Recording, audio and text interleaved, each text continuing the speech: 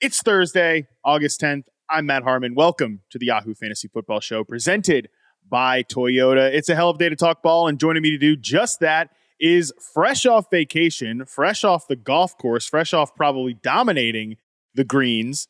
It's Scott Pianowski. Scott, what's going on, buddy?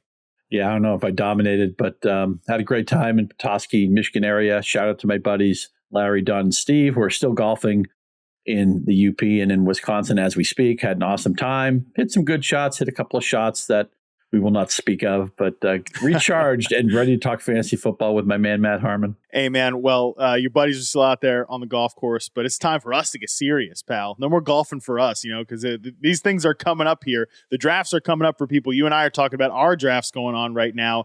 And on that note, for all of you out there listening, just a quick little plug here.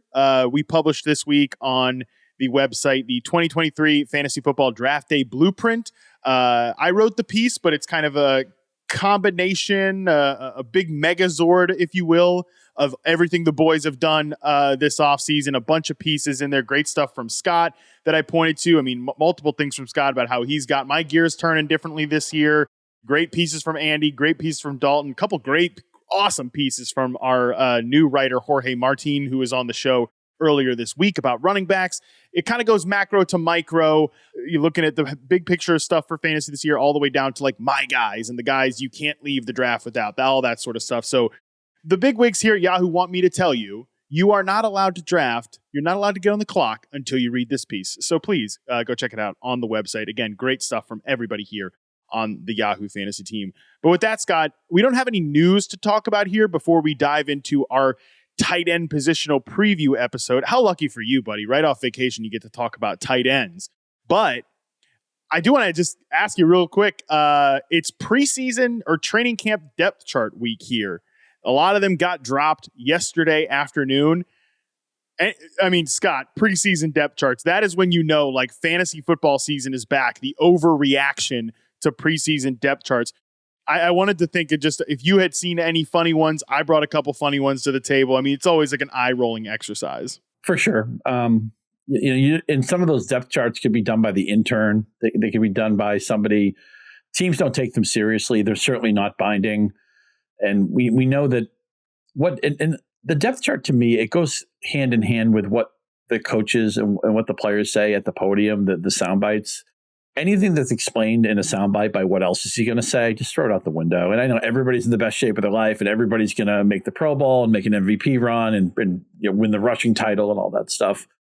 And I always say common sense is like your best fantasy skill. And you can even just take that a half step further and say having a good BS detector is a great fantasy skill to have. And that's kind of what I'm thinking about when I hear about, I don't seek out these depth charts. I just find you on social media.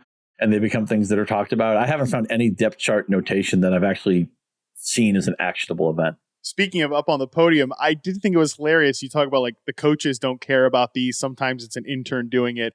I thought it was hilarious that literally Dolphins head coach Mike McDaniel, when asked about the Dolphins preseason depth chart, his exact quote was, "Preseason depth charts are like my nemesis. I just make sure that they have every player on the team. Like I go through and like, yep, that's everybody. Good stuff."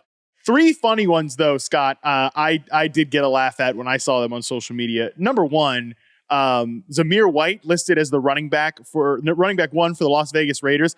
I mean, obviously, Josh Jacobs is not in camp, but if there's any head coach, Scott, I could see going down to that intern and be like, "Hey, Jack, do me a favor. Let's stick it to Josh Jacobs a little bit and let's make Zamir White the running back one." Another funny one, the Bucs listed Baker Mayfield or Kyle Trask as the starting quarterback. And the funny part about this wasn't that. It was that everybody, including like big wig reporters like Adam Schefter, like, "I've never seen anything like this." Dude, yes, you have. Teams do this with quarterbacks all the time. They do this guy or this guy. The Jaguars, I mean, maybe this isn't the best example. The Jaguars in Urban Meyer's season did that with like almost the entire depth chart, which is a very college football thing to do. But easy, Scott, got to be the gold medal winner for most hilarious preseason depth chart. The Falcons running backs. And it wasn't even just the order in which they had these guys. It literally said starter, Cordero Patterson, backup, Tyler Algier, reserve, Bijan Robinson. I mean, Arthur Smith, man, you gotta, ever since he's been there, he's always done this with rookies. Like Drake London was the wide receiver 5. But you got to hand it the just a great troll job putting the guy you take 8th overall as the reserve running back. Yeah, troll job is the phrase for the ones you listed. I mean, Josh McDaniels, I just came off a golf course where my rule of thumb is anybody wearing a visor is probably an ass hat. And I just pictured Josh McDaniels visor on the golf course, saying, okay, we're trolling Josh Jacobs. Amir White's my guy. He's my bell cow. And the case of Arthur Smith in that Falcons depth chart, this is like Pete Carroll. You mentioned it's kind of like a college thing. I think of Pete Carroll, right? Competition is going to be the strongest thing about this team. Every position's up for grabs. Nobody's handed anything.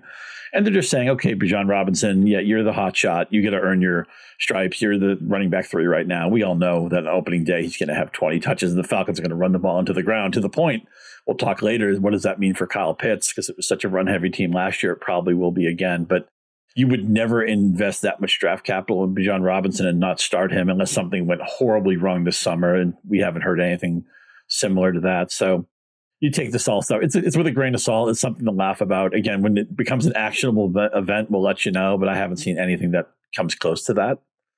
I mean, number one, you're killing me with the visor thing. I've never been a visor guy, especially now at this point, because I don't have any hair anymore. It would be really counterintuitive to wear the visor. But I mean, that's great. But yeah, meanwhile, it's so funny. The Falcons social media team can't stop posting clips of Bijan Robinson, obliterating linebackers with like triple and double moves in single man coverage. Yet the preseason depth chart, yeah, we're going to put that guy as a reserve. So it is this rather hilarious stuff coming out. One thing about Mayfield and Trask, I just wish we could import 2019 Jameis Winston back to the Bucs when he threw the 36 touchdowns, I think it was, and 30 interceptions.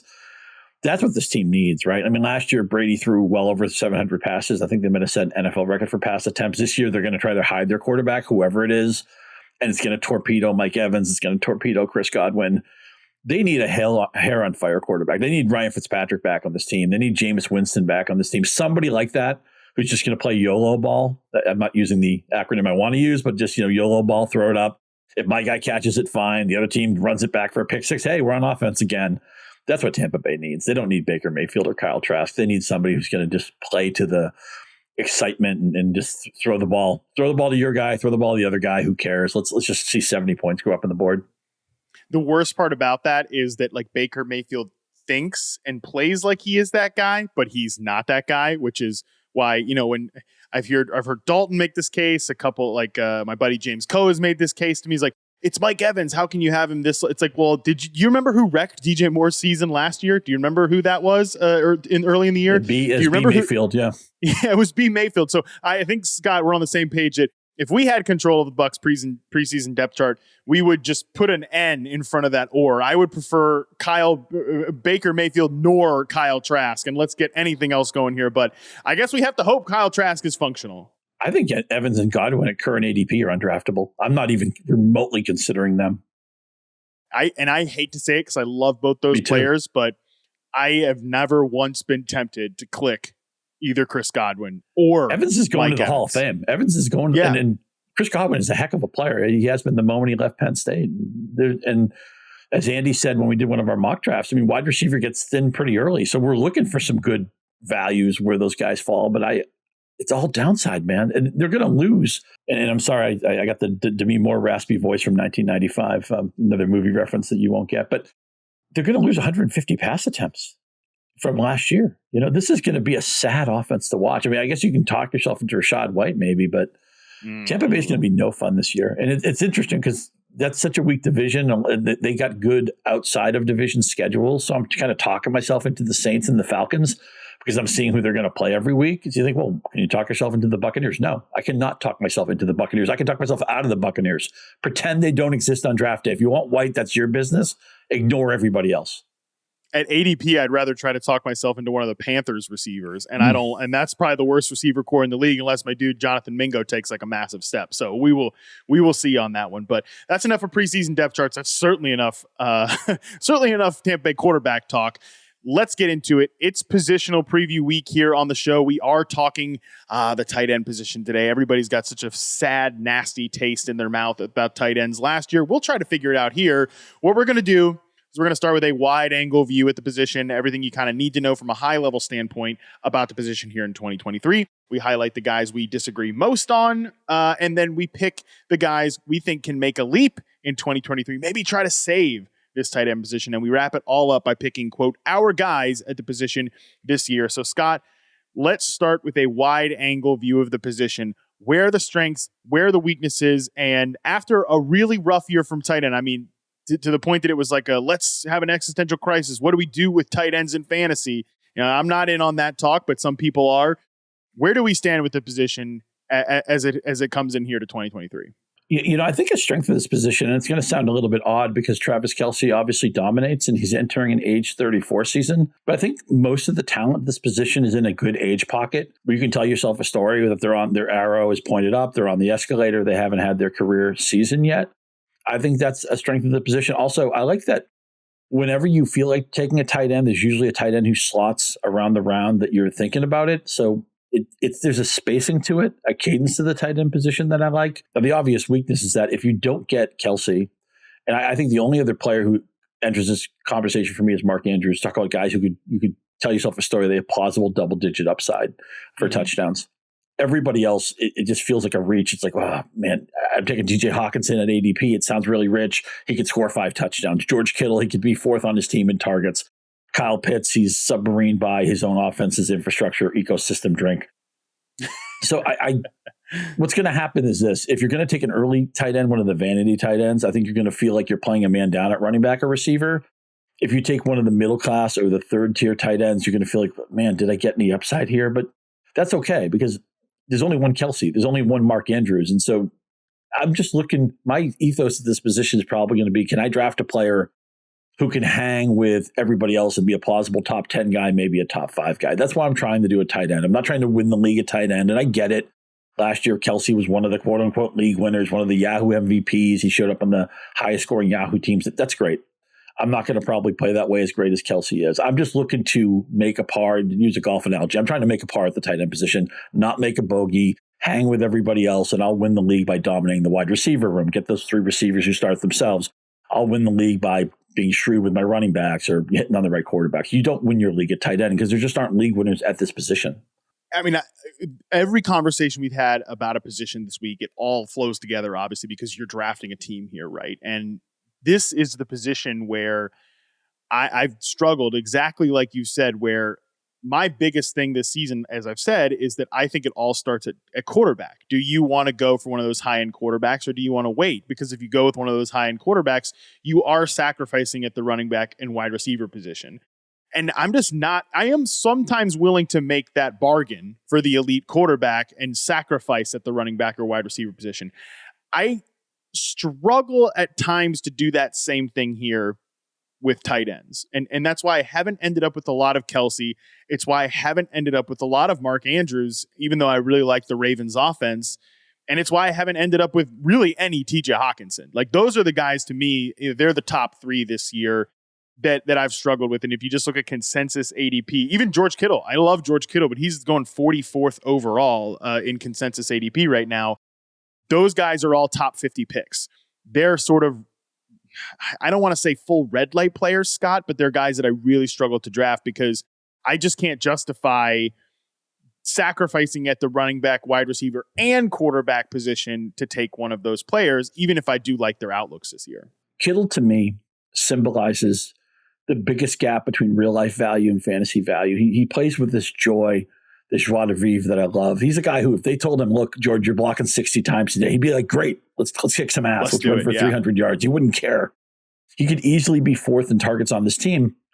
And last year, a great thing happened. Brock Purdy came out of nowhere, becomes their starter, and George Kittle starts scoring all these distance touchdowns. I think he scored, I want to say 7 touchdowns with Purdy, and they were 33-yard, 40-yard, these long plays that aren't repeatable for anybody, let alone a tight end. I just can't put those forward and carry those year over year. So there's going to be a lot of Kittle analysis, which is going to be backward looking. And it's like, I don't think that's a repeatable event for him to keep doing that. And again, I want a tight end where Kittle goes. I want a tight end who can dominate his team in targets. So I feel like, okay, this is a guy who's going to lead his team in touchdown catches. I don't know that that's true with Kittle. He's an awesome real life player. he may be on the Hall of Fame trajectory too. And of course, we have Andy Behrens, the Iowa grad, who's always going to tell you that T.J. Hawkinson and George Kittle are basically just as good as Kelce and Gronkowski and Tony Gonzalez and all that, because, go Iowa, go Caitlin Clark. But I think George Kittle's a trap. I'm avoiding him this year, and I hate saying that. He's not only is he one of my 5 favorite players in the NFL, he might be number 1, and I'm probably not going to draft him at his current ADP at all. Sounds like you're pretty out on TJ Hawkinson at right in that same range too. I agree with you that Kittle, for me, I share basically all of your same sentiments there. And, maybe we're wrong about this and, people can throw it back in our face, but like, I don't even have him in the same tier as guys like Andrews and Hawkinson, even though again, in ADP, he's 44th to 42nd for TJ Hawkinson. And let me just talk about Mark Andrews real quick, because I don't want to say I'm out on Mark Andrews. And again, I really don't want to say I'm out on these guys. They just, structurally, I haven't been drafting many of them. Can I make the case, though, that I think Mark Andrews at 27th overall, he's kind of sandwiched right in the middle between TJ Hawkinson and Travis Kelce from an overall standpoint, which is fine. I mean, Kelce in consensus ADP is the 5th overall player. That's pretty wild. But I just struggle a little bit with Andrews because I know that he has always been Lamar Jackson's guy. And like, if anybody's going to benefit from this offense taking another step, it should be Mark Andrews. But if, and I know, Scott, it's a big if, these 3 receivers are all on the field together. I mean, shoot, Bateman hasn't even been on the field so far, but like, if they're all 3 on the field at the same time, even if the team is passing more, does Mark Andrews not stand to lose a little bit if all of these guys stand to gain a little? It's really simple with Mark Andrews. Your stance on Mark Andrews comes down to how you feel about the receivers here. Do you think Odell Beckham has one more salad season left? Do you think Bateman is finally going to take the leap? And one reason why Andrews is actually a target for me is a couple of things. One, his ADP, it's possible to get him a full round after his ADP. You may get him to slide a little bit. You may just be in a room that's a little bit tight end agnostic. And it's easy to say, well, just take the guys who slide. But that's actually a really good strategy, to take the guys who slide. That's been proven to be one of the soundest strategies. One of the football guys, writers, I wish I could think of the name right now, made that point recently. I thought it was a great point. A great idea when you think, I wish I had thought of that myself or verbalized that myself. Sounds like an Adam Harstad thing. That's who it was. Thank you. I'm so glad. I knew you'd come up with it. Adam Harstad. He's actually, and that's just one thing. I was going back and forth with somebody this morning, like a user saying like, you do all this work, and I think this is a fair point. I enjoyed the conversation. It was like, you do all this work with wide receivers, but like the top of your receiver rankings are the same as everybody else's. It's like, and I don't know if I did, but I wanted to bring up the point from Adam that like, ADP actually is pretty good at like predicting who's going to be good. That's why you kind of have to rank within ADP and then move guys around based on your stand on players. So I think it's just a great point that like, if people start to slide a little bit and away from the consensus view, sometimes it makes sense to jump on that. And Andrews is a good guy to bring up with that. I'm so glad you mentioned Adam's name, because I wanted to give him the credit for what I was referring to. And he's just an interesting guy in the fantasy space and somebody who's unique. His takes are just different than everybody else's. And there was so much. Again, there was a kind of a eureka aha moment when I was reading it. And I'm glad you mentioned ADP, because it's so trendy to be the hipster, to put your hat on sideways and say, oh, I don't care about ADP. I take the guys I want. I got the right answers and stuff. You have to know what the market says. I mean, if you went into a car dealership, you'd have a rough idea of how much the car that you wanted cost. You just wouldn't think, well, okay, well, I got a checkbook here. I'm writing a check. Tell me how much you want me to put on it. You don't work. That's not how the world works. What something costs matters. That's what ADP is. Market behavior matters. I actually think being able to manipulate or leverage the market is maybe more important than understanding anything about player takes or usage or stuff like that preseason. Now, the usage stuff will come into play during the season. And it's obviously, everything's important. I don't want to discount anything. But yeah, if you can leverage the market, if you can know what your opponents are getting wrong or know what inefficiencies are available. We saw this in baseball, right? The whole movie Moneyball is about the Oakland A's saying, okay, on-base percentage is mispriced in the market. Let's pound on-base percentage because we don't have to pay for it what it probably should cost. That's what the Oakland A's did to be successful when they had a payroll that was out of whack with all these other teams. If you could do that for fantasy, that's going to make you a winning player. I love that. I mean, all that high-level stuff is really good as we're approaching this position specifically because of how it slides in the rest of drafts. Now, I'll also make the case, Scott, that I think my joke campaign slogan this entire offseason about like, hey, we got to get rid of tight ends. You should merge tight ends with wide receivers. We just need to restore the middle class of the position, like you said. And I would argue that people have an unfair bad taste in their mouth about that middle class of tight ends because all of these dudes basically got hurt last year at different times, right? Like if you look back, I'm just looking at my top 10 ranked tight ends from last year, right before drafts. Kelce, obviously, great. We know he was awesome. We know he was the man. We love to see it. Mark Andrews, he even dealt with injuries at time last year, and then when he got healthy, like his quarterback was not a part of the equation anymore. Kyle Pitts, obviously his season wasn't off to a great start, but he also ended up on IR. Who's to say that he wouldn't have found himself in the back half of the year with Desmond Ridder, sort of like Drake London did. Darren Waller, obviously injuries in Las Vegas. George Kittle, he was good to end the season, but he did deal with some injuries. Dalton Schultz was kind of like the metronome of the position. He pretty much stayed healthy. Dallas Goedert, he was awesome, but he even dealt with injuries. Dawson Knox, you don't have to tell me about Dawson Knox. That was a bit of a disaster. TJ Hawkinson was good, although we think that some of that production was a little overinflated. So my point here is just, if some of these guys had stayed healthy, I'm not sure we're having this really gross kind of like crisis about tight ends like we kind of are right now. Well, let me ask you this. Everybody knows that with running backs, you're just drafting the constant fear that they're going to get hurt because it's such a high attrition position. To what extent is that true for tight ends in general? For one thing, they're doing dirty work, and that's what we're always looking for, guys in the slot, right? We're always looking for guys who don't have their hand in the ground, who aren't blocking. But how much is just tight end just an attrition position where we have to expect some of what happened last year, some of that wreckage to be part and parcel with every season? That actually is a really good question and something I hadn't really considered. Kittle was on this podcast a couple months ago. I'm sure he would love to hear us talking about him in fantasy like this. No, but I think he gets it a little bit. But talking about how much is on these guys' plate from a snap-to-snap perspective, from a mental perspective, from a physicality perspective. And I do wonder, is this going to be a situation where especially the guys who are going to be on teams asking them to block a lot? And, I could go back on my list and think about, Kyle Pitts certainly isn't asked to be involved in the run game because they run the ball a lot. Dallas Goedert asked to be involved in the run game. Mark Andrews asked to be involved in the run game because they run the ball a lot. I wonder if that part of it, and I don't know what plays these guys got hurt when they were run plays, but just the collisions and the attrition sort of piling up on these guys. Maybe that is something to keep our minds on. Let's talk top 12 guys at the position. And there's really a chunk of dudes I want to focus on here. Number 1, Travis Kelce, of course. Number 2, Mark Andrews, Baltimore Ravens. TJ Hawkinson, Minnesota Vikings. George Kittle, San Francisco 49ers. Darren Waller, New York Giants at number 5. Kyle Pitts at 6. Dallas Goedert, Evan Ingram, Pat Freiermuth, David Njoku, Dalton Schultz, Greg Dulcich.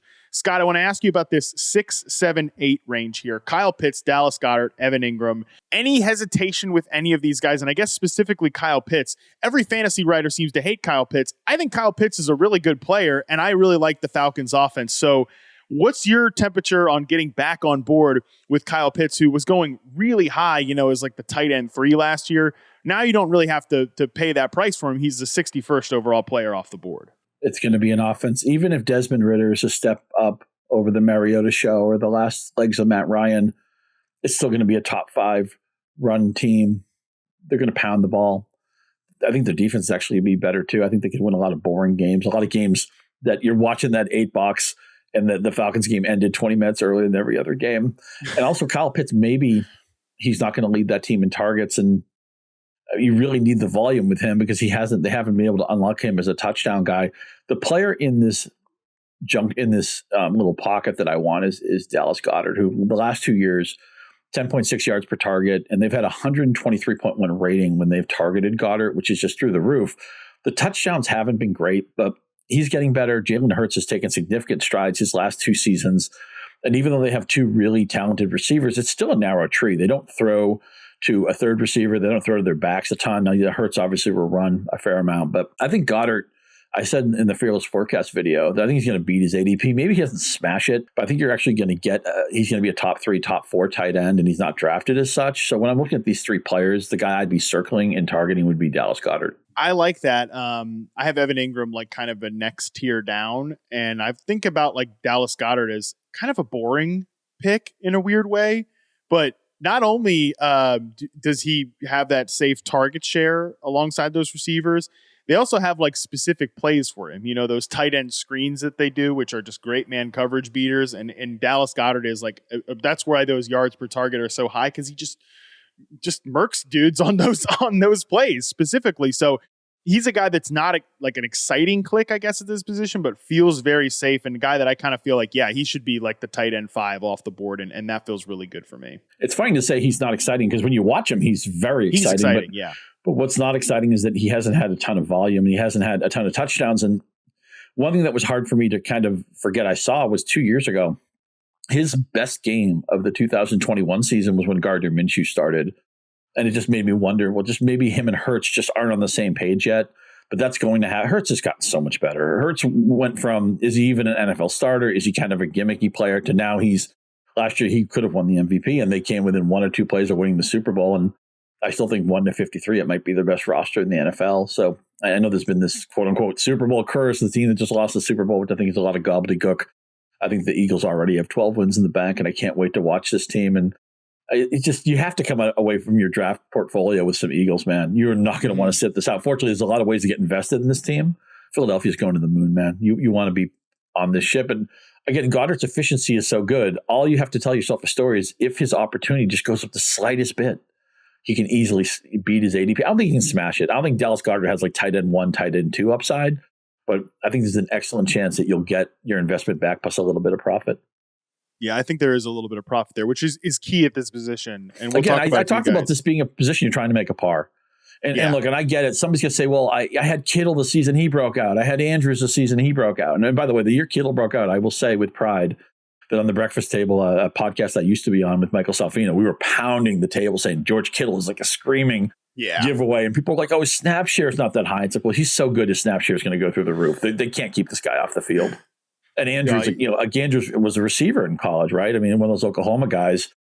And that's what I want you to focus on, by the way, dear listener, both preseason and during the season, is the key to tight end, is getting guys who don't play tight end. You want guys who are in the slot. You want guys who are running routes.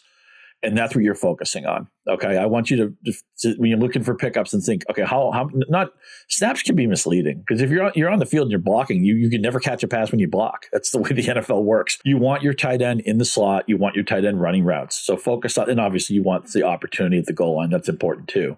So that's what you're focusing on. And not surprisingly, Kelce and Andrews, I think, were 1-2 in slot reps last year. And let's just really briefly talk about Kelce, because he's a guy, I hate taking him in the first round in the age 34 season, right?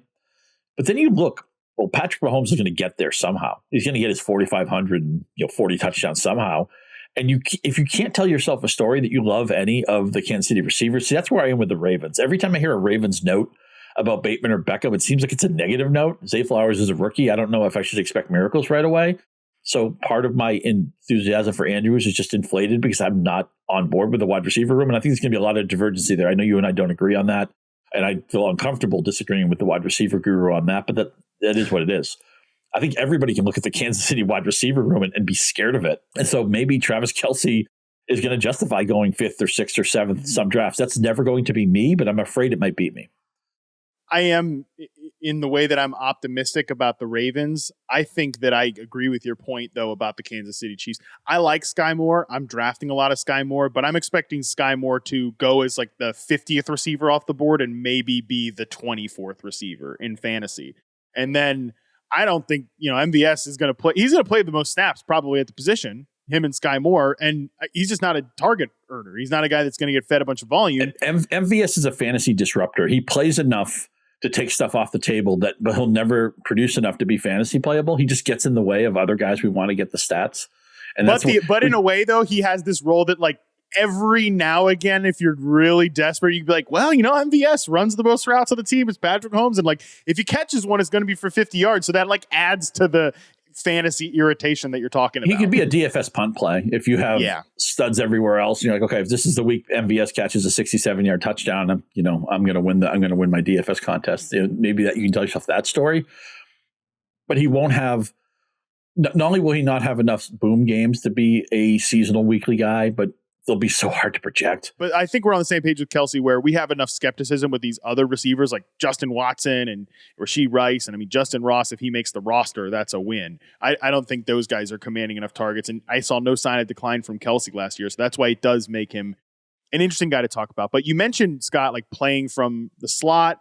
I think that's a perfect transition to these rookies this year. And I think this is a big conversation at the position, because typically we don't care about these guys in fantasy, right?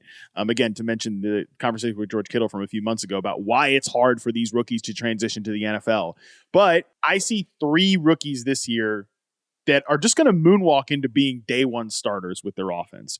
One is Dalton Kincaid with the Bills, who we've all kind of theorized and the Bills have sort of said like is basically just going to be their big slot receiver.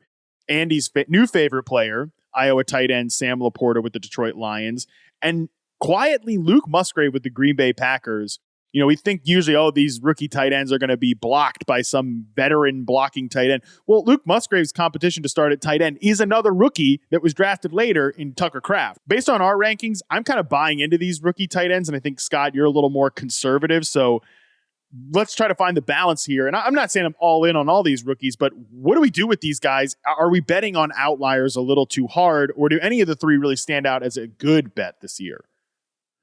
I mean, if you never bet on rookie tight ends or outlier tight ends as young players, you'd be so far ahead of the game. You'd just be swimming in money. The problem with Kincaid is just the Bills already have a lot of good players. And I can see my dog's really excited about this. So hello, Abby Bean. Thank you for showing up on the podcast. Diggs is there. Davis is there. I don't. Nobody thinks that their other tight end. Why can't I think of his name? My guy Dawson Knox. Yeah, Dawson Knox. Knox is still there to fantasy disrupt.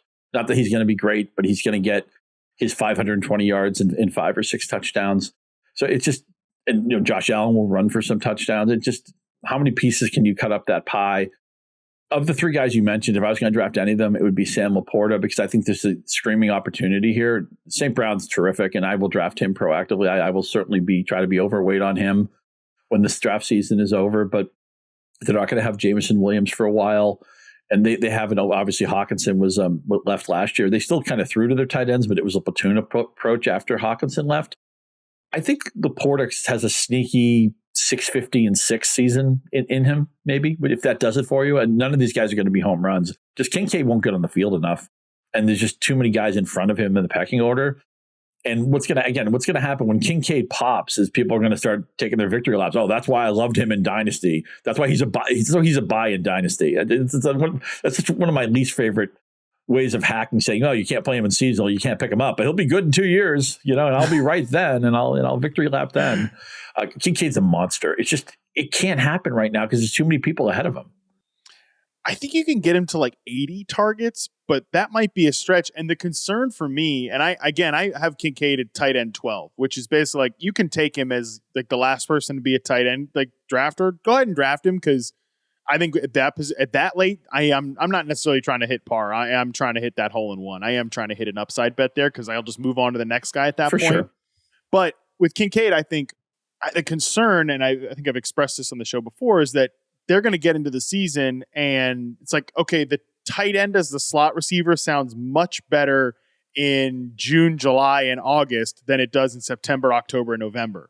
And if like this dude can't block and he's not the separator that they think he is against NFL like line like slot corners, and the size doesn't, there are downsides here from like I think Kincaid can be good for the Bills and can do what they want him to do, but like how often he's doing it is the question for fantasy. And I think that's the risk of the whole tight end as the slot receiver idea. We talk about the rookie receivers sometimes where the idea is like get in on them in the middle of the year, let them get their feet wet a little bit and let them learn something about the NFL, and maybe they're ready to produce in the second half of the year. I could see that being the Dalton Kincaid story, where he's drafted in fantasy leagues. He's useless for his manager. Bye weeks kick in, injuries kick in, he's dropped. And somebody happily scoops him up and maybe gets a productive player in the second half of the year. That's how I want you to play Dalton Kincaid. I want you to pounce, or maybe not pounce, but be open-minded to him in the middle of the year when he's been given up for dead, when he's still just a kid learning about the NFL. And maybe in the second half of the year, he'll be productive for us. I love that. And that's kind of what I'm saying here by tight end 12 is like, sure, you can draft him. And if it just doesn't work out, whatever, move on to the next guy. But like, take the shot in case that's not true. But yeah, the reality is if he's going to pop, I mean, look, the Bills are talking about him. No, this is not a tight end. This is basically a receiver. So in fantasy, why don't we treat him like a receiver where you want that guy in the back half of the year? Exactly like you said. I think that is like definitely how I'm going to approach Dalton Kincaid now at this point. Scott, let's move into the players that we disagree. Actually, before we do that, just on Luke Musgrave real quick.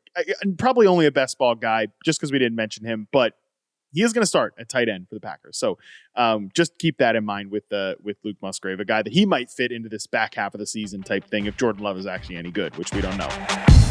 All right, let's move into biggest player disagreements. And let's start with Darren Waller. He's going off the board as a tight end 7. You have him at 10. I have him at tight end 4. I kind of explained my case for Darren Waller with Scott Barrett last week, and we talked about him as an upside player. He is someone, Scott, that I think there is downside risk. There is absolutely downside risk. But I also think if this offense passes more than they did last year because they have more faith in Daniel Jones in year 2 and they have more faith in these receivers and they have faith in Waller and they kind of start calling plays like Mike Kafka and Brian Daboll have done in other spots. I know Kafka is a first-time play caller, but regardless, they start playing more like that. I think there is potential for Waller to not just give you par, but also hit you a home run, mixing sport metaphors there. So why are you kind of like on Waller, where I seem to be like, if he's a guy that if in the 62nd overall pick where he goes right now, if he's there, I am passing receiver and I'm clicking him. Man, age 31 season. He's been hurt most of the last 2 years, team change. I know they did some great things. Dable did some great things with Daniel Jones, but it's not like we know Daniel Jones is some kind of kingmaker. This is where I want to stop betting on Darren Waller. Just the arrow. I think the arrow is pointing downward. Now, I get it. You look around the passing game, they need somebody to be a target hog. Their receiver room. I'm still waiting for the Giants to find out they've added somebody, but the draft. I think the draft already happened. I think free agency has come and gone. We don't see a lot of trades at this time of the year, and anybody who's cut in August is going to be just a flyer, to even make somebody else's team. People don't cut impact players unless there's like maybe some kind of rift outside of the player's talent. So I don't know why they didn't improve this receiver room in some way, shape, or form. Unless I know they have a couple of young players they're excited about, but I don't see anybody who's going to make a major impact. So they probably want Waller to be 125 target guy, but I'm just worried about age 31 season coming off 2 injury years and then changing teams. A quarterback I'm still not really sure on. Waller's an easy pass for me. Yeah, your whole idea of like once the cheese goes bad, like there you go. It's bad. And I feel that risk is there with Darren Waller. I think they're kind of taking wide receiver as like a by committee approach. Like Darius Slayton, Jalen Hyatt, they're the speed flanker receivers. Hodgins is their X. Maybe those guys can also rotate a little bit, X and flanker. They've got a ton of slot receivers. I feel like they're kind of taking that by a committee approach. And yeah, Waller is going to be the 120 target guy, which is why I want to kind of bet on him as an upside player. But if the cheese is bad, man, it's not getting good again. And I think that is the one concern I do have with Waller. Next guy I want to talk about here, Tyler Hibgee. This is like, I'm hoping I par. And it's the most boring way you can approach the tight end position. Honestly, him and Dalton Schultz are not too dissimilar here. Tyler Hibgee, I've got at tight end 11. You have him at tight end 4. And again, I think he's like the arbitrage Dalton Schultz, who is the tight end 11, who you're just hoping he catches like 60 passes for 550 yards and a few touchdowns. But I think Tyler Hibgee, who goes as the 129th player off the board, is that proposition the same as well. But you maybe not interested as much. Yeah, when the script was prepared, I had him at tight end 14. I've since moved him up to tight end 12. Okay, just because I was doing some thinking about Cooper Kupp, and I was trying to get people to not draft Cooper Kupp, saying this Rams offense has lookout below potential. It's just hard to believe they won the Super Bowl 2 years ago, but the NFL ages in dog years. But look at the rest of those wide receivers. They need Tyler Hibgee to be a major part of this offense. They'll be throwing bubble screens to him. He'll be running tons of routes. I actually think so the point is, I moved him up to 12. I basically have him where you have him now. If you're punting this position, I think he's a pretty good target to get you that boring 67 catches, 667 yards, 5 or 6 touchdowns. If you're happy with that, and that's probably what you're looking for at this pocket, because these guys don't have blow up potential. If they did, they'd go earlier. And it's going to be the most boring vanilla thing in the world. Cheese pizza, no toppings. But I'm okay with Tyler Hibgee. Honestly, I think you could take Tyler Hibgee and ride out what might be a pretty nice like September into early October. And then if there's that danger, the floor falls out of the Rams offense, that's when you start thinking about the Kincaids or the Musgraves or these guys like maybe catching on in the back half of the year. Maybe some of these candidates to make the leap we'll talk about here in just a second. Want to hit on David Njoku, who you've got ranked just a little bit higher than me. You've got him at 9. I've got him at 13. I have found myself much more interested to clicking like Elijah Moore or these other guys from the Browns offense. I think Njoku's like kind of sneaky. Even if he's way more exciting, he honestly kind of profiles a little bit as like a Dalton Schultz or like Tyler Hibgee player to me, where he's going to have some volume, but is a difference-making volume. I don't know. I've had a tough time being excited about David Njoku. Even if at 13, it's like, okay, I'm telling you probably not to draft him, but it's whatever if you do. I think I'm just chasing a little bit. I've always thought Njoku, I've always thought there's a lot of potential here and upside, just the ability to make splash plays, which we don't always see at the tight end position to get downfield. And we've said this a lot on this podcast, and I'll say it again. It's going to come up with so many players. Your view of a tight end will often be a reflection of what is your view of the other wide receivers on his team. We know who Amari Cooper is. If you are an Elijah Moore guy, you're not going to be a David Njoku guy. If you're a little bit more skeptical of Moore, which I am, that will lead you to David Njoku. And I know it's not the easiest thing to say because there's just been a lot of stuff that's happened with Deshaun Watson that's hard to forget. And if people don't want to draft him for those reasons, it's totally your right to do so. And, I struggle with that too. But I have to believe that he's a lot better this year with a full preparation run up. And last year, he was just basically helicoptered into the team late in the season. I think anybody would have probably failed under that circumstance. I could see the Browns being vastly improved and Njoku maybe being their second most targeted player. So tight end 9 isn't a pound the table by any means, but I'm a little bit ahead of market with Njoku, and I'm fine with that. I think you're right, though. If you're a Elijah Moore guy, you're not going to be a David Njoku guy, and I am an Elijah Moore guy, and that explains kind of the slight difference in our rankings. I mean, he finished last year as tight end 13, 80 targets, 628 yards, 4 touchdowns in a much worse, if Elijah Moore is good, a much worse receiver situation. So that's kind of where my skepticism comes in. But some of that could be offset if they throw the ball more and Deshaun Watson is significantly better. I want to talk about Jake Ferguson here because I am at tight end 16, you have him at tight end 30. Neither one of us are like saying, ooh, Jake Ferguson definitely breaking out this year.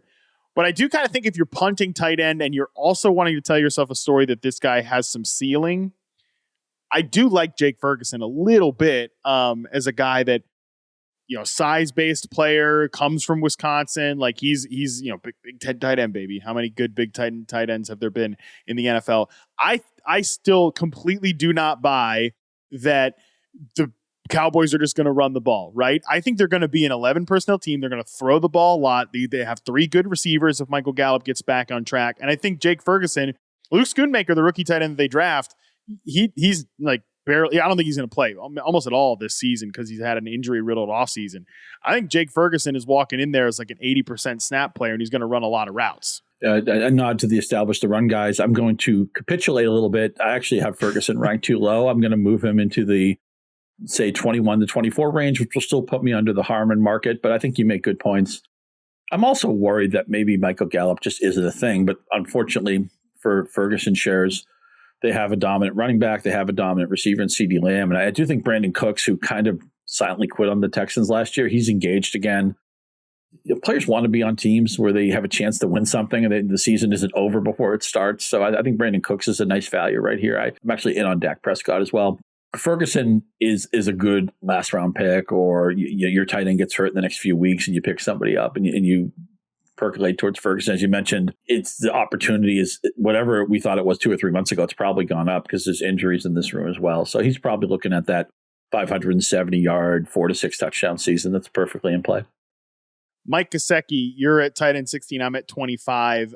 I'm just concerned that Hunter Henry runs more routes and plays more, and that this offense isn't good anyways. I mean, again, you're tight end 16. You're not saying this is the year for Mike Gesicki, but I don't know, dude. He's been a guy I've really barely even thought about in a similar sense of slot receiver, tight end that's a slot receiver. Again, it sounds a lot better when they're signing him in free agency, and so far out of camp, it's been all Hunter Henry buzz, weirdly enough. I mean, Hunter Henry, congratulations for the 509 yards and 2 touchdowns. You were a staple of fantasy champions. I mean, I'm not drafting Hunter Henry either way, but I'm just saying. It used to always be, what if Hunter Henry played a full season and now he's playing full seasons and he's giving us 41, 509, and 2. It's like, well, so what? I guess with Gesicki, we knew that he just didn't fit. He was the square peg in the round hole in Miami. He didn't fit the offense, and New England has been really good.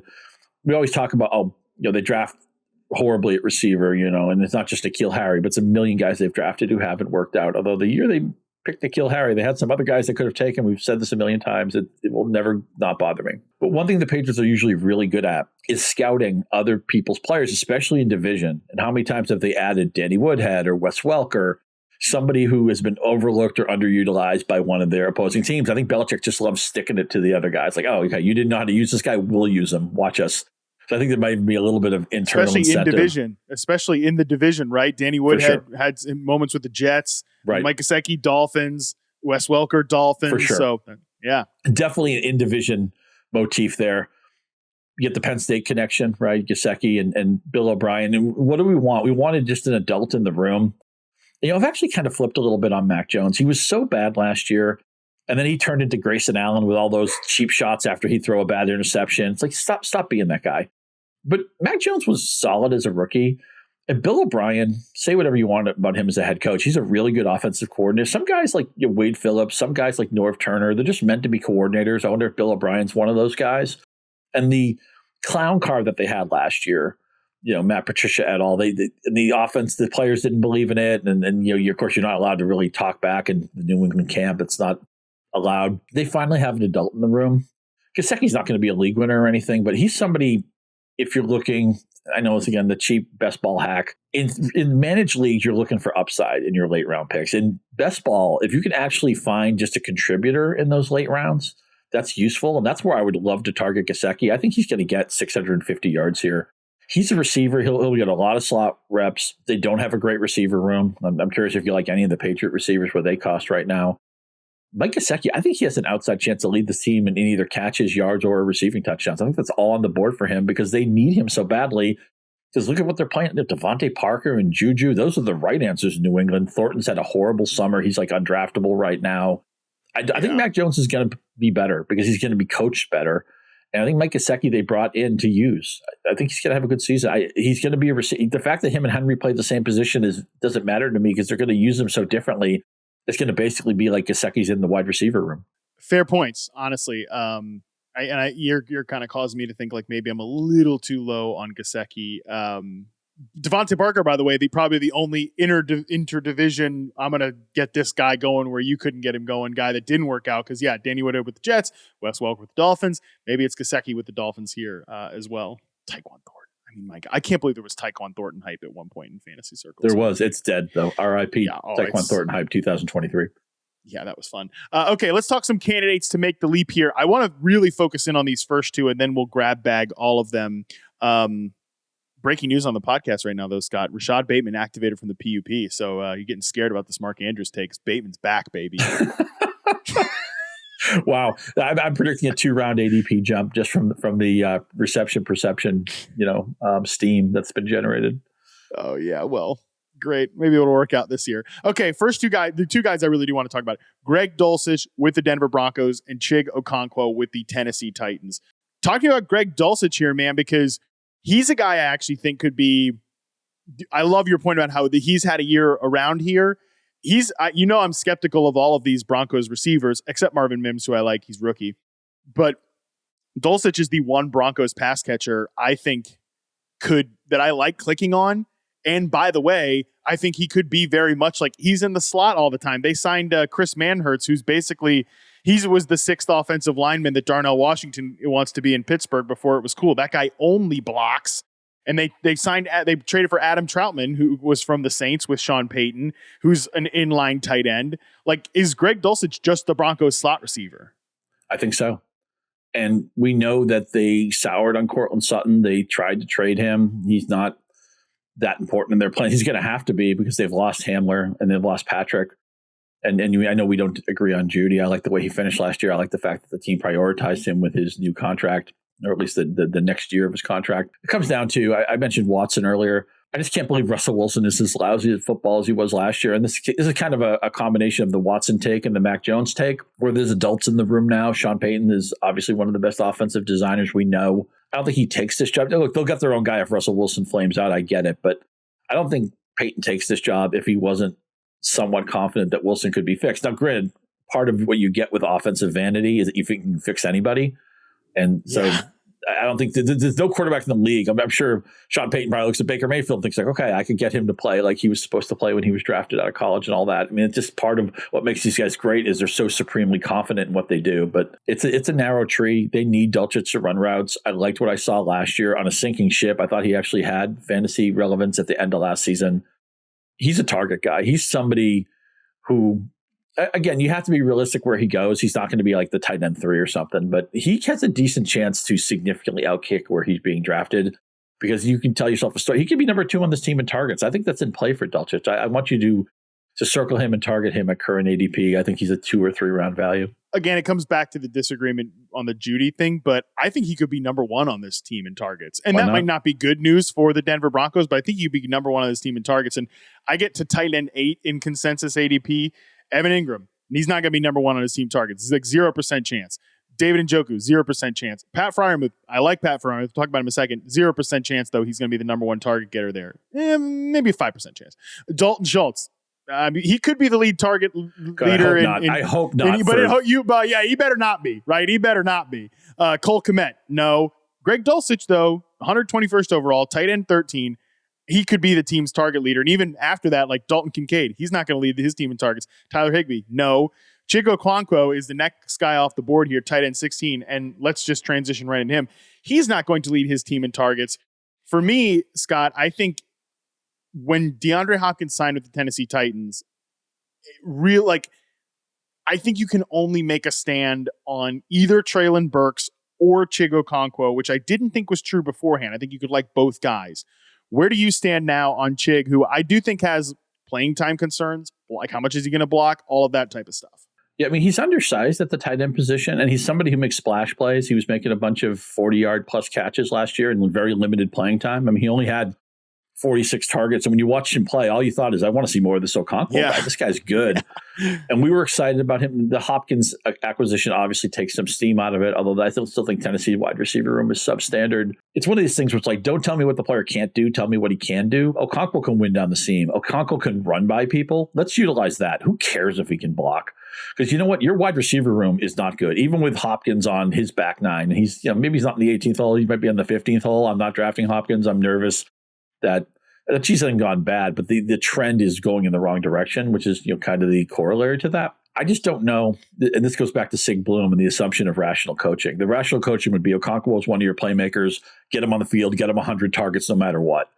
I want that to happen. I'm not sure it's going to happen. I think it's going to be a case of a lot of people are going to draft Okonkwo and then drop him and say, I still like him. I just can't live with him getting targeted 2 or 3 times a game anymore. It's driving me crazy. I'm just nervous that the Titans aren't going to use him the way we want them to. I'm nervous about the same thing. Like, I think they really have to open up the passing attack for him, or you have to think Burks is not a good player. And I think there's a chance Burks is okay, but he doesn't hit his ceiling. I think Burks has to fail for Okonkwo to thrive, or Hopkins has to, get hurt, which is possible, obviously. But I'm with you that, like, on a base projection, I think there are going to be 2 target games, which you just really can't afford, especially when there's so many guys that you can kind of hit that double with. So, all right. Let's take these last 3 guys I have here in the Making the Leap section. So combine them with Greg Dulcich, Chigo Okonkwo, Cole Kmet, Jawan Johnson, and Irv Smith. Order most to least likely. Who is most likely to make the leap this year and least likely to make the leap this year among those 5 guys? Dulcich for sure is the circled target here. The guy I'd probably draft the least is Jawan Johnson because I'm just worried. Derek Carr did not play well last year. And I'm worried that maybe Derek Carr just isn't good anymore. Maybe the Raiders knew what they were doing. Not that Garoppolo is going to be any kind of improvement there, but I don't know that the Saints offense can support a lot past Chris Olave. I would not. I think we probably disagree on Michael Thomas. There's a cheese gone bad guy. I like Jawan Johnson as a player. I think Jawan Johnson actually might be one of those tight ends who somehow finds a way to score 6 or 7 touchdowns, but the volume is so low that you can't roster him anyway. I'm curious if Irv Smith, who was been on the breakout list for like 17 years in a row, I wonder, probably going back to when his dad was a football player, I wonder if he's Joe Burrow, LSU connection. Hopefully Joe Burrow's healthy. They have a narrow tree. That there's an opening probably for a good tight end there. I think Burrow would love to have a impact tight end. So I want to tell myself an Irv Smith story. He's probably a pickup for me or somebody, a wait and see guy. Dulcich is the guy I'm circling though. I want you to get Greg Dulcich whatever you can. Yeah, if I had to put it in order, I think it would be Dulcich, Okonkwo, most likely, and Dulcich for sure. Cole Kmet, I don't see a leap there. Juwan Johnson, I would have seen a leap had they not also signed Foster Moreau. Like that tight end room is sneaky crowded with the concerns. And dude, we're on the same page about Michael Thomas. Like I loved Michael Thomas at his peak, but you can draft him because where he's going to go, it doesn't matter. But I need to see it to believe it. And I don't think he looked that good last year as a separator, only a contested catch guy. And Irv Smith, I don't, there's a reason the Vikings were like, you know what? We're in the middle of the season. We need to trade for a tight end and feed this tight end a ton of volume because our current tight end can't make plays and can't beat man coverage. And that was, I think, the deal with Irv Smith there. So, all right, Scott, let's end this show by picking our guy at the tight end position. I will let you go first. Yeah, I already talked about him a fair amount. It's Dallas Goedert for me because those efficiency metrics, again, the yards per target and the quarterback rating when he's targeted are so high, still a narrow tree. He just needs to get a little bit more friendly with Jalen Hurts near the goal line, but I think that's perfectly in play. So I'm also proactively going to seek out Mark Andrews. If I can just get him if he slides just a little bit a half round, which he may, or in a salary cap draft, if he's just a little bit under market, I might go with him. And if you're going cheaper, Dulcich was a guy we circled, but you only have one my guy. Dallas Goedert's my guy. I thought about Greg Dulcich here, but if I have to go by how I draft, I think my guy this year is Pat Freiermuth, who I think is going to split out a lot in that offense. You know how I feel about Matt Canada's offense, but I have been talking myself into an evolution here for the Steelers offense. I think Kenny Pickett can take a step in year 2. I think these receivers, while I like all of them, Deontay Johnson, George Pickens, and even Allen Robinson this year, a little bit. Don't draft Allen Robinson. I got to duck that in. Do not draft Allen Robinson, anyone. Oh, well, you talk to me when he has that cheese has been talk to me out. when he has 6 touchdowns this year, Scott. No, but seriously, that's a big statement on the Steelers. That would take 3 years. Actually, let me back that up. I share your, and I'll give you a chance to talk for Freiermuth. I share your optimism that I think Pickett has a chance. I think Pickett played a lot better at the end of last year. I think he has a chance to be pretty good. Yeah, and Pat Freiermuth was really good last year. Like Pat Freiermuth was a really nice player. He finished the year with 98 targets, 732 yards, just 2 touchdowns because nobody on the Steelers scored touchdowns last year, right? I mean, frickin' Deontay Johnson scored 0, so they're going to their touchdown rate is bound to progress this year. Kenny Pickett, I think, can take a step. He can play off script. I think this offense overall can take a step. And Pat Freiermuth goes at the 89th overall pick in consensus ADP. Actually, he goes the highest on Yahoo, and I wonder why that is, right? But sometimes you can get him at like pick 100, again, in the 80s. And I don't think his outlook, I guess there's probably a higher ceiling for a Kyle Pitts, for a Darren Waller. But I think their outlooks are pretty similar. Like, I think his outlook is the same. It's not the same because the offensive difference, but the role won't be that different from Dallas Goedert. So I think he's kind of like an arbitrage play on Dallas Goedert. And even if he doesn't have the same ceiling theoretically as those 2 guys, I think his safe projection is what keeps drawing me to him. Because again, to bring it back to the conversation we had at the top, I have so far not been willing in the 40s and the 50s and even sometimes in the 60s been willing to prioritize tight end because I'm trying to figure out my receiver core, my running backs, and maybe think about what I'm doing at quarterback. So every time we get to the 80s and 90s, that's where I've been taking Pat Freiermuth. So he's my guy this year. Yeah, I like it. 2 thumbs up on Freiermuth for the Pickett reasons. There's going to be some positive touchdown regression here. And, as much as it's fun to talk about Deontay Johnson, 147 targets, no touchdowns. He actually had 2 2-point conversions. Yeah. Which is a play. I'm pretty sure a 2-point conversion is a play that ends in the end zone. And you spike the ball, you celebrate with your teammates. So what they need to do when they get to the red zone or at the goal line is they need to tell Deontay Johnson, we're running our 2-point play, man. Get open. This is a 2-pointer. Because obviously the 6 points have him psyched out. You need to just let him know that he's going for the 2-pointer. But I'm with you on Freiermuth. He's going to take his 2 seasons and basically mix the touchdowns in the middle somewhere. He'll be 5 to 7 is a reasonable range of outcomes. And maybe he can pop up to 8 or 9. He's a good player. And he's capable of making splash plays, making guys miss, running some wide receiver-y routes. I think he's an excellent target. And we're going to give a 2-headed cosign to Freiermuth. Yeah, Deontay Johnson has to be the weirdest good player to ever play in the NFL. He's up there, man. He has to be. You know what's funny is for all the sunshine that we give to the Steelers for the receivers they draft. It's like, oh my God, they get these great receivers and they never go in the first round. And yet, but they're all weird guys. Antonio Brown, weird. I mean, Hall of Fame, weird guy. And Juju was kind of weird. And Deontay Johnson's weird. Martavis Bryant was weird. And, George Pickens, a little weird. Don't be weird, Pickens. Be normal. I hate to tell you, he's weird. He's weird. Well, maybe receiver. I mean, we know receiver is the diva position. Yeah. You need so much confidence and nerve to go over the middle and get hammered and stuff. They have to be wired the way they are. You can't be a shrinking violet and be a dominant wide receiver at any level of football, let alone professional football. So I get it. It's just part of what you need to be successful. You need to tell yourself that you're better than everybody else. But yeah, the Steelers, even with a position that's weird, the Steelers they sauce up the weird. Hey, well, we've told you today to not be a shrinking violet when you approach a tight end position this year. Take your shot on your guys later, take some guys early, get after it, man. Tight ends, try to dominate it this year. Scott, what do you got coming up for people to check out now that we're officially in draft season? Yeah, what's more exciting than promoting my boring guy piece, which is going to come out Friday, the reliable vets that can get you through. And Andy Dalton and I talked about who do you take at the number one spot. We had 3 different answers for that. That went up Wednesday, which is when we're taping this show. So go check that out. And of course, we're updating our rankings every day. I'm on this podcast. I'm doing a bunch of guest podcasting. So there's a lot to say. There's a lot to write about. Really, we're in draft season now, Matt. I mean, we're in the second week of August. It's time to go get some teams assembled. So it's an exciting time for Yahoo Fantasy. I actually have on the podcast schedule, Scott, you're talking about sleepers when we get to conviction week here in a couple weeks. I also put / all boring team because sometimes those boring guys can be sleepers. So get ready to hear about the boring team on the podcast here, people, because I am ready to hear about it. But for now, that's going to do it for this show. Tomorrow, we conclude the positional preview week here on the Yahoo Fantasy Football Show by getting weird. Just like the Steelers receivers, we're going to get a little weird. Weirder. We are going to get like full George Pickens watching Curtis himself weird. get drafted with his. We're going to talk defenses. We're going to talk kickers with Andy Behrens. We might talk about a little bit more than that, but it'll be fun. I promise. You don't want to miss that. We're also, like I said, going to dive into our staff's latest mock draft and hit on some other major draft day debates. Until then, we're out.